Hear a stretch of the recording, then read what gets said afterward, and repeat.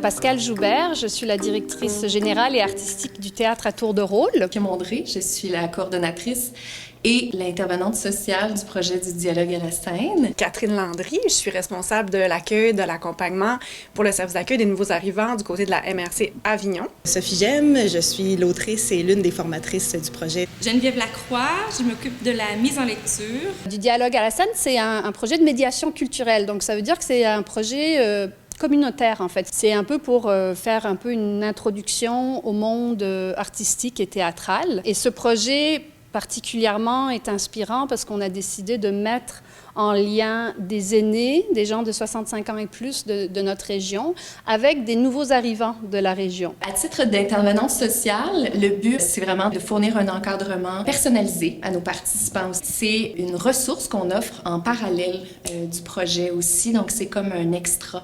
C'est vraiment pour veiller à ce que nos participants respectent leurs limites tout au long, puis puissent être à l'aise en fait de partager ce qu'ils ont à nous partager. Pour les stratégies de recrutement, en fait, ça a été d'aller chercher les gens directement dans leur milieu, discuter avec les intervenants qui travaillent surtout auprès des personnes aînées dans la région. Notre stratégie pour aller recruter des personnes nouvelles arrivantes et ou immigrantes dans la région, ça a été de faire affaire avec le SANA, avec Catherine spécifiquement, qui nous a mis en contact en fait avec des personnes qui seraient intéressées à participer au projet, puis comme de fait qui se sont inscrits. Le projet du dialogue à la scène, il cadre complètement dans le genre d'activité qu'on voulait proposer parce que le nouvel arrivant, il passe de faire une rencontre super privilégiée avec une personne, comme ça déjà c'est super riche, puis je veux dire à la fin du processus, il se retrouve lui-même sur scène avec la communauté qui le regarde, qui l'écoute, il peut partager qui il est, c'est juste vraiment magnifique, c'est trop une belle opportunité. Un de mes objectifs en venant m'installer ici et en travaillant pour cette compagnie, c'était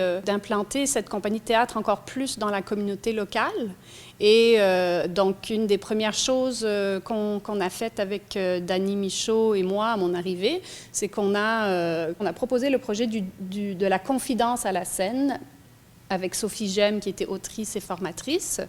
Et ça a été un premier projet à mon arrivée où on a vraiment fait un projet avec la communauté locale. J'aime que les choses dorment, se reposent.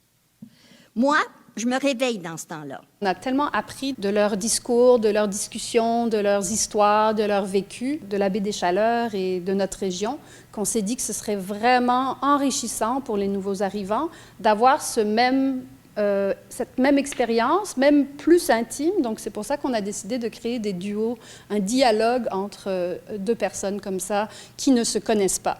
Et de l'autre côté, on se disait que les aînés qui ont vécu beaucoup d'isolement pendant la pandémie, ce serait l'occasion pour eux de rencontrer des nouvelles personnes, d'être confrontés à un nouveau type de monde, des nouvelles perceptions. Il fallait qu'on fasse une rencontre de groupe, évidemment, pour aller à la rencontre de tous ces gens-là, de les voir aussi, d'apprendre à les connaître. Donc, on a organisé une rencontre qui s'est passée en Zoom, qui a été très riche aussi. On était les 20, avec les 20 personnes, les 20 participants.